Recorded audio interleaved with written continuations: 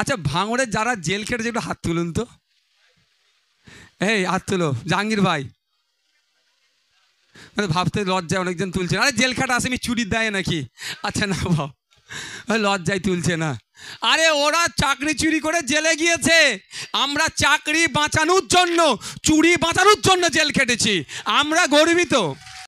তবে একটা কথা বলে রাখি, পঞ্চায়েত নির্বাচনে অনেক হিংসা করেছে, এক বেটাকে জেলের ভাত খাওয়ানো হচ্ছে। এখন তারা গোষ্ঠীদ্বন্দ্বের নামে চালাচ্ছে কি আমার দেখার দরকার নাই। ফার্স্ট কিন্তু জেলের ভাত এই আইএসএফ তাকে খাইয়েছে। আইএসএফ এর মামলাতে তিনি অ্যারেস্ট হয়েছে, ওই মামলা কিন্তু অনেকজনের নামেও আছে, বুঝতে পারছেন না? শুধু আরাবুল সাহেবের নামে নাই, অনেকজনের নামে আছে। কদিন আগে দেখলাম একটা বেনামে পোস্টার পড়েছে, আমাকে মিডিয়ার বন্ধুরা জিজ্ঞাসা করছিল এটা নাকি আইএসএফ যুক্ত আছে। আমি বললাম আইএসএফ ওই তো রাতের অন্ধকারে বেনামে কাজ করবে না, প্রকাশ্য আমি বলছি রেকর্ড করুন, আরাবুল ইসলাম যে মামলায় জেল খাটছে শওকত মোল্লাকে ওই মামলায় অ্যারেস্ট করতে হবে। এখনো বলছি তো, হ্যাঁ আমরা রাতের অন্ধকারে পোস্টার মারবো? আরে মার খাবো, মাথা ফাটাবে তো দিনের বেলায় মারবো। ও কাপুরুষের মতো কাজ ওদের দলের লোকেরাই গোষ্ঠীদ্বন্দ্বের করছে, আমরা করব না। আমরা প্রকাশ্য বলছি তো, নোটোরিয়াস ক্রিমিনালকে আগামী দিনে সর্বোচ্চ আমরা চেষ্টা করছি জেলের ভাত খাওয়ানোর জন্য। পশ্চিমবাংলা জেলের ভাতের ভালো নয় সেটা আমি দেখে এসেছি, তিহারের জেলের ভাত তো খাইনি। আমার মনে হয় পশ্চিমবাংলার থেকে একটু ভালো হবে, কারণ সেন্ট্রাল গভর্নমেন্ট একটু অনুদান বেশি, দরকার লাগলে তিহারের ভাত খাওয়াবার ব্যবস্থা করে দেবো। তো আসমা হাবিরাও ছিল, জিজ্ঞাসা করো না, খুব একটা ভালো ভাত ছিল না। রুটি এই ওহিদুলকে জিজ্ঞাসা করো, এত পাতলা রুটি কি বলে, এরকম দেখলে দেখা যাবে এই মাথা থেকে, তাই তো ওহিদুল? হ্যাঁ বুঝতে পারছো না? তবে একটা কথা বলবো, আমি জেল থেকে এতজন বেরিয়েছে, আমি 2-4 জনকে দেখেছি কিন্তু একটু মোটা সোটা হয়ে বেরিয়েছে আমাদের ছেলে, কেন কি জানি। হ্যাঁ আছে কোথায় সে? এই তো এই আসাদুল, আমাকে যখন জেলে ধরেছে, মানে কলকাতা আমাদের আসমা ভাই আমাদের যাদেরকে ধরেছিল, দেখি আওয়াজ ভাইজান ভাইজান করছে, আর আসাদুলের চিনা চিনা আবার, তার মধ্যে আসাদুল একে একে ধরলো কি করে, ও তো ভাঙড়ে, বলছে ভাইজান আমাকে ধরে নিয়েছে। তো কি হয়েছে, আমাদের জীবন থেকে 42টা দিন, জীবন থেকে 60টা দিন কেড়েছে, আর কিছু তো নয়, কিন্তু আমাদের জ্ঞান হয়েছে, আমরা নেতৃত্ব হয়ে উঠতে পেরেছি।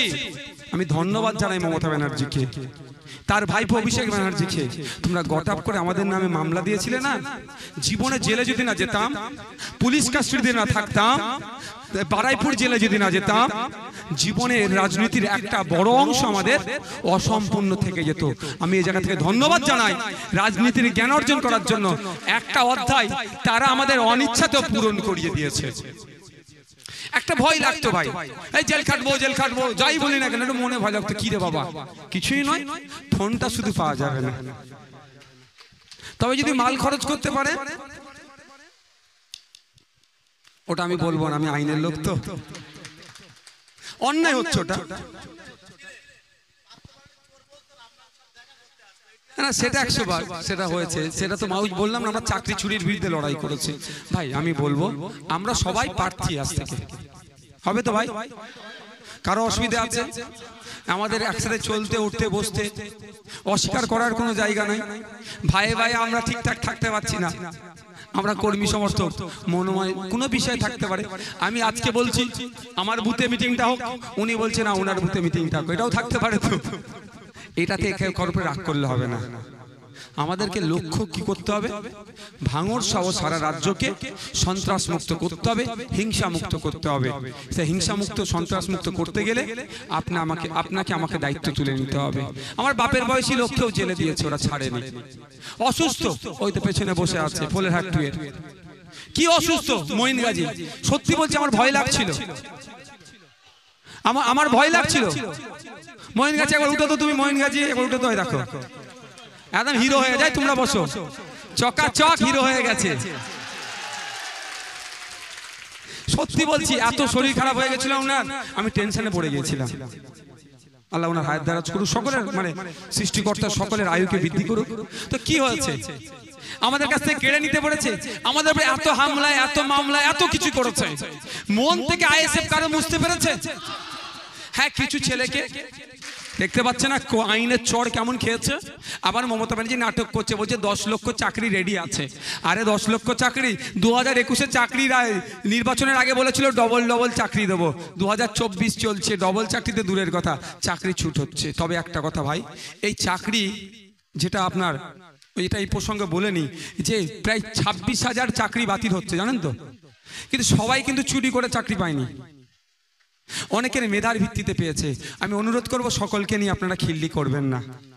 আপনারা সরকারকে প্রশ্ন তুলতে বলুন, গ্রামে গ্রামে পাড়াতে পাড়াতে যান যে মা ভাবুন 26,000 পরিবার আজকে ধ্বংস হয়ে গেল। যে টাকা দিয়ে চাকরি নিয়েছে তারও পরিবার ধ্বংস হলো, কারণ ওই টাকাটা জমি জায়গা বিক্রি করে দিয়েছে। আর যার মেধার ভিত্তিতে তাকে আবার চান্স দেওয়া হবে বলেছে কোর্ট, কিন্তু সে তো আজকে সোশ্যালিজে তার যে সম্মান কিছুটা হলেও তো আঘাত লাগছে। সম্পূর্ণ দায়ভার রাজ্য সরকারের। এই চাকরি চোরেদের হাত থেকে রাজ্যকে বাঁচাতে হবে, এই চাকরি চোরেদের হাত থেকে বাংলাকে বাঁচাতে হবে। আর এই চাকরি চোরেদের সাথে যারা যোগ্য সাথ দিচ্ছে কেন্দ্রের বিজেপি সরকার, তাদেরকেও আমাদেরকে পরাস্ত করতে হবে। এটা মাথায় আসছে তো ভাই? তাই আমি অনুরোধ করব আপনাদেরকে, আপনারা যে যার সম্মান অবশ্যই আছে। আমাদের যেমন এখানে মহিলা সদস্যরা আছেন, এদিকে আছেন দিদিরা আছেন, ভাইয়েরা আছেন। পঞ্চায়েত ভোটে বিধানসভাতে যেমন আমরা খেটেছি ঠিক তার থেকে বেশি আমাদের খাটতে হবে।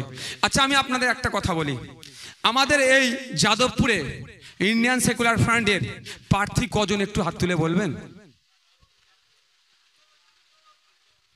ভুল হচ্ছে কিন্তু না, আমার মনের কথা আপনি বুঝতে পারলেন না। ইন্ডিয়ান সেকুলার ফ্রন্টে যাদবপুরের প্রার্থী নওশাদ সিদ্দিকী। এখনো আপনারা আমার কথা মনের কথা বুঝতে পারলেন না। আপনি বলুন ইন্ডিয়ান সেকুলার ফ্রন্টের যাদবপুরের প্রার্থী আপনি, হাত তুলুন। কে কে আপনি প্রার্থী? কে কে প্রার্থী হাত তুলুন। তুমি মালিক ভাই প্রার্থী নয়? একটু হাত তুলুন। ইন্ডিয়ান সেকুলার ফ্রন্টের যাদবপুরের প্রার্থী কারা? আমরা। তাহলে আমরা আমাদের জেতার জন্য সর্বোচ্চ চেষ্টা করব তো নাকি?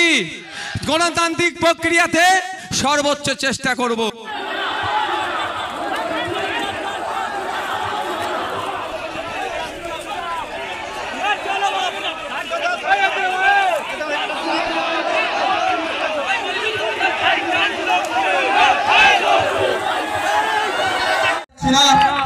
সমাজের ধর্মগুরুদের নাম রক্ষা করতে তার নামে 100 করে ওয়াল পোস্টার ছেপে দেবো, তাদের বলবো দেয়ালে গিয়ে মেরে দাও, চাকরি চোরগুলোকে জনমানুষে নিয়ে চলে আসো। কল্যাণ বন্দ্যোপাধ্যায় বলছেন যে সুপ্রিম কোর্টে গেলে এই রায় 5 মিনিটে কেস করা হবে।